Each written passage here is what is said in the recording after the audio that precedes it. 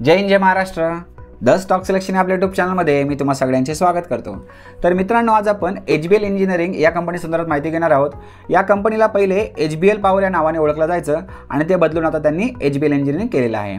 तर हा स्टॉक घेण्यामागचं कारण, जसं की आजच्या ट्रेडिंग सेशनमध्ये तुम्ही पाहिलंच असेल की जसं मार्केट ओपन झालं याच्यामध्ये आपला 10%ची अपमूव पाहायला मिळाली। त्याचं एकमेव कारण आहे ते म्हणजे त्या कंपनीने त्यांचे क्वार्टर 2चे रिझल्ट अनाऊन्स केलेले आहेत आणि त्यांचा क्वार्टर 2चा परफॉर्मन्स अतिशय चांगल्या प्रकारे राहिलेला आहे। तर थोडीशी आपण आकडेवारी बघूया। क्वार्टर 2ची त्यांची समरी आपण पाहणार आहोत, ती लास्ट 3 क्वार्टरची। तर मार्च 25 मध्ये त्यांचा बिझनेस झाला होता, म्हणजे त्यांचा सेल्स होता 476 करोडचा आणि तो वाढून जून 25 मध्ये झाला आहे 702 करोड आणि त्यानंतर आत्ताच्या क्वार्टरमध्ये बिझनेस झाला आहे 1223 करोडचा। म्हणजे बिझनेसमध्ये आपला चांगल्या प्रकारे ग्रोथ झालेली पाहायला मिळते।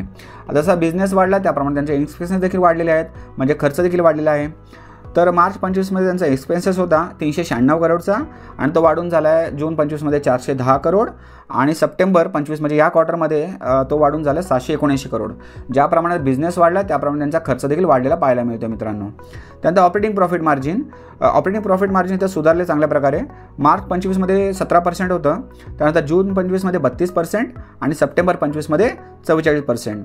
त्यानंतर नेट प्रॉफिटमध्ये चांगली जंप पाहायला मिळते आपल्याला। मार्च 25 मध्ये बघा त्यांचा प्रॉफिट होता 45 करोडचा आणि तो जून 25 मध्ये वाढून झाला जवळजवळ 143 करोड आणि या क्वार्टरमध्ये जर आपण बघितलं सप्टेंबर 25 मध्ये तो वाढून झाला 387 करोड। म्हणजे नेट प्रॉफिटमध्ये चांगल्या प्रकारे आपला ग्रोथ होताना पाहायला मिळते, चांगल्या प्रकारे कंपनी प्रॉफिट कमवते आहे। त्यानंतर EPS अर्निंग पर शेअर हा देखील चांगल्या प्रकारे वाढतो आहे। मार्च 25 मध्ये होता 1.62, त्यानंतर जून 25 मध्ये वाढून झाला 5.17 आणि सप्टेंबर 25 म्हणजे या क्वार्टरमध्ये तो वाढून झाला आहे 13.97। तर अशा प्रकारे मित्रांनो फायनान्शियलचे त्यांची आकडेवारी आहे, चांगल्या प्रकारे पाहायला मिळते। आता ही कंपनी प्रामुख्याने बॅटरीज, इलेक्ट्रॉनिक्स याच्यामध्ये काम करते, जसं की लीड ॲसिड बॅटरीज असेल, त्यानंतर निकेल कॅडमियम असेल, त्यानंतर सिल्वर, झिंक आणि लिथियम बॅटरीज, त्यानंतर रेल्वे सिग्नलिंगचे सिस्टम्स, त्यानंतर डिफेन्स इलेक्ट्रॉनिक्स यांसारख्या मॅन्युफॅक्चरिंगमध्ये कंपनी जी आहे ती आपला काम करताना पाहायला मिळते। आता अशा प्रकारचा बिझनेस मॉडेल आहे मित्रांनो। आता फक्त एवढंच बघून आपण डायरेक्टली या स्टॉकमध्ये एंट्री करणार आहोत का, तर तसं नाही आहे। कोणत्याही स्टॉकमध्ये तुम्हाला जर एंट्री करायची असेल तर त्या स्टॉकचं तुम्हाला बॅकग्राऊंड, म्हणजे ती कंपनी काय करते, त्याचे फंडामेंटल्स काय आहेत, व्हॅल्युएशन बरोबर आहेत की नाही, म्हणजे ज्या डेटला तुम्ही एंट्री करणार आहात त्या डेटला स्टॉक स्वस्त आहे की महाग आहे, या सगळ्या गोष्टी तुम्हाला पडताळून पाहाव्या लागतात। त्यानंतर तुम्हाला डिसिजन घ्यायचा असतो की ही कंपनी जी आहे ती इन्व्हेस्टमेंट किंवा ट्रेडिंगच्या दृष्टिकोनातून योग्य आहे की नाही। कारण की मित्रांनो कसं असतं, समजा एखाद्या चुकीच्या स्टॉकमध्ये तुम्ही जर एंट्री केली आणि जर त्यामध्ये मोठं करेक्शन आलं तर तुम्हाला वर्षानुवर्ष त्या स्टॉकमध्ये अडकून राहावं लागतं, कारण की त्यांचे फंडामेंटल जर वीक असतील तर त्याच्यामध्ये रिकव्हरी कधी येईल याचा कोणी अंदाज बांधू शकत नाही। आणि त्यासाठी मित्रांनो आपण फंडामेंटल अनालिसिस करतो, ज्याच्यामध्ये आपले 10 मेट्रिक्स आपण पाहतो। आमच्या टीमने मित्रांनो खूप सारा रिसर्च करून अनालिसिस करून हे 10 मेट्रिक्स काढलेले आहेत, ज्याच्या बेसिसवरती आपण ठरवतो की कंपनी जी आहे ती इन्व्हेस्टमेंटच्या दृष्टिकोनातून योग्य आहे की नाही। ते 10 मेट्रिक्स कोणते तुम्हाला आता स्क्रीनवरती दिसलेच असतील। त्याच्यामध्ये आपण 1 ते 10 ची रेटिंग देतो। ते रेटिंग कशा प्रकारे असेल मी तुम्हाला सांगतो। तर 8 ते 10 रेटिंगवाले स्टॉक जे आहेत ते ग्रीन झोनमध्ये असतात, म्हणजे फंडामेंटली स्ट्रॉंग असतात, ज्याच्यामुळे तुम्ही इन्व्हेस्टमेंटच्या दृष्टिकोनातून विचार करू शकता। त्यानंतर 6 ते 7 रेटिंगवाले स्टॉक जे आहेत ते ऑरेंज झोनमध्ये असतात, म्हणजे त्यांच्या येणाऱ्या क्वार्टरली परफॉर्मन्सवरती आपलं लक्ष ठेवायचं असतं, ऑब्झर्वेशन करायचं असतं। त्यानंतर 1 ते 5 रेटिंगवाले स्टॉक जे ते वीक असतात फंडामेंटली, म्हणजेच फंडामेंटल त्यांचे कमकुवत आहेत, ज्याच्यापासून आपल्याला पूर्णपणे लांब राहायचं असतं। तर अशा प्रकारचे पॉईंट्स आहेत। आता बघूया या कंपनीचे फंडामेंटल्स कशा प्रकारचे आहेत। आणि फंडामेंटल्समध्ये आपण सगळ्यात पहिले पाहतो ते म्हणजे ROC, ज्याला आपण रिटर्न ऑन कॅपिटल एम्प्लॉयड म्हणतो, ज्याच्यामध्ये कंपनीने एकूण कॅपिटल वापरून किती प्रमाणामध्ये प्रॉफिट जनरेट केला ते आपल्याला समजतं। त्याचा रेशो किती लागतो, 14 किंवा त्यापेक्षा जास्त, आणि ॲक्च्युअलमध्ये इथे 27.3 आहे, त्यामुळे हा पॉईंट पॉझिटिव्ह आहे। त्यानंतर ROE रिटर्न ऑन इक्विटी, म्हणजेच कंपनीने शेअर होल्डर्सकडून घेतलेल्या पैशावरती किती प्रमाणाने कंपनीने प्रॉफिट जनरेट केला ते आपल्या याच्यातून समजते। तो रेशो किती पाहिजे, 14 किंवा त्यापेक्षा जास्त, आणि ॲक्च्युअलमध्ये इथे 20.6 आहे, त्यामुळे हा देखील पॉईंट पॉझिटिव्ह आहे। त्यानंतर डेट टू इक्विटी रेशो, म्हणजे कर्जाचे प्रमाण, कंपनीवरती कर्ज किती प्रमाणामध्ये आहे ते आपल्या याच्या माध्यमातून समजते।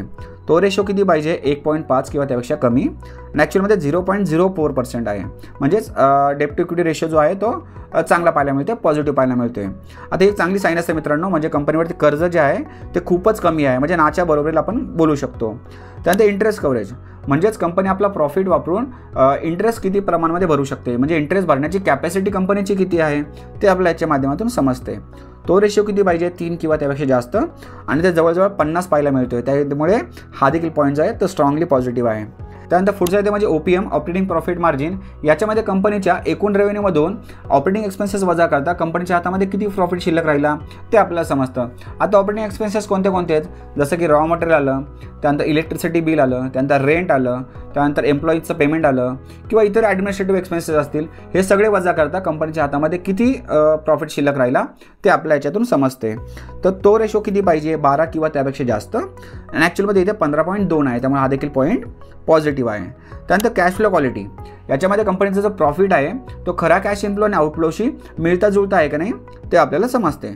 तो रेशो किती पाहिजे, 4 किंवा त्यापेक्षा जास्त. आणि ॲक्च्युअलमध्ये इथे 2 आहे, त्यामुळे हा पॉईंट जो आहे तो निगेटिव्हमध्ये जातो आहे. त्यानंतर पुढे आहे ते म्हणजे फ्री कॅश फ्लो डिसिप्लिन, म्हणजे कंपनी लास्ट 5 वर्षामध्ये consistently free cash flow generate करते आहे की नाही ते आपल्याला समजते. तो रेशो किती पाहिजे, 3 किंवा त्यापेक्षा जास्त. आणि ॲक्च्युअलमध्ये ते 4 आहे, त्यामुळे हा पॉईंट पॉझिटिव्ह आहे. त्यानंतर अल्टिमेट झेड स्कोर, याच्यामध्ये कंपनी फायनान्शियली स्टेबल आहे की बँकरप्सी आहे. आता फायनान्शियल स्टेबल म्हणजे काय, तर याच्यामध्ये फायनान्शियलचे जे पॅरामीटर्स असतात त्यांचं ओव्हरऑल ॲव्हरेज काढलं जातं, आकडे काढले जातात आणि त्यानुसार ठरवलं जातं, हा झेड स्कोर काढला जातो. त्यातून आपण ठरवतो की कंपनी फायनान्शियली स्टेबल आहे का किंवा कंपनी दिवाळखोरीच्या मार्गावरती आहे. तर त्याचा रेशो किती लागतो आपल्याला, 2.99 किंवा त्यापेक्षा जास्त. आणि ॲक्च्युअलमध्ये इथे 22 पाहायला मिळतोय, त्यामुळे हा देखील पॉईंट पॉझिटिव्ह आहे. त्यानंतर प्रमोटर प्लेज, आता प्रमोटर म्हणजे कोण, तर कंपनीचे मूळ मालक असतात ज्यांनी कंपनीची स्थापना केलेली असते आणि त्यांनी त्यांच्या शेअर्सवरती कोणत्याही प्रकारे कर्ज घेतलेलं नसावं. त्याचा रेशो किती लागतो, तो 0 लागतो. आणि ॲक्च्युअलमध्ये इथे 0च आहे, त्यामुळे हा देखील पॉईंट पॉझिटिव्ह आहे.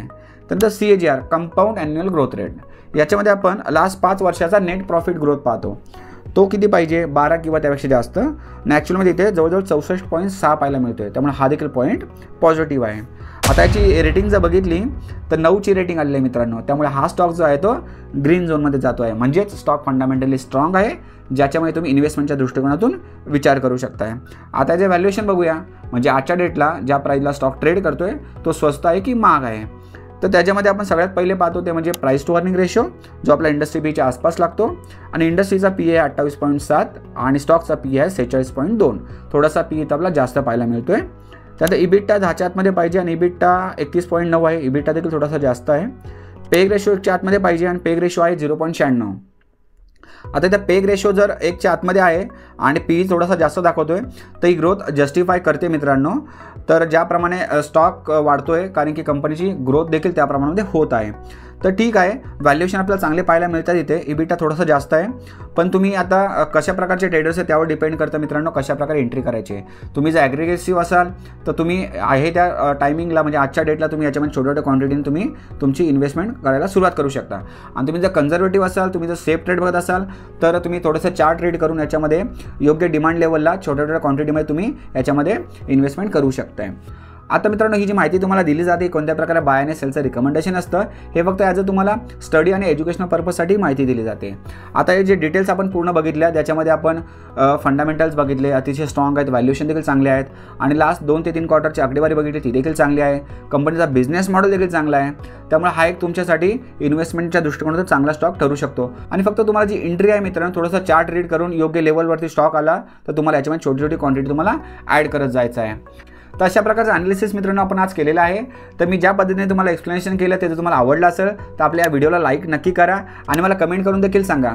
आणि तसेच तुम्हाला जर कोणत्या स्टॉकबद्दल माहिती हवी असेल, फंडामेंटल जाणून घ्यायचे असतील किंवा व्हॅल्युएशन जाणून घ्यायचं असेल किंवा इतर कोणतीही माहिती पाहिजे असेल तर मला कमेंट करून नक्की सांगत चला. आम्ही त्या संदर्भात व्हिडिओ बनवण्याचा नक्की प्रयत्न करू. आणि असेच नवीन नवीन व्हिडिओ पाहण्यासाठी आमच्या चॅनलला सबस्क्राईब करा आणि साईडला जो बेल बटन आहे तो देखील प्रेस करायला विसरू नका, कारण जेव्हा पण आम्ही नवीन व्हिडिओ अपलोड करू त्याची अपडेट तुम्हाला मिळून जाईल आणि कोणती व्हिडिओ जे तुमच्याकडनं मिस होणार नाही. धन्यवाद.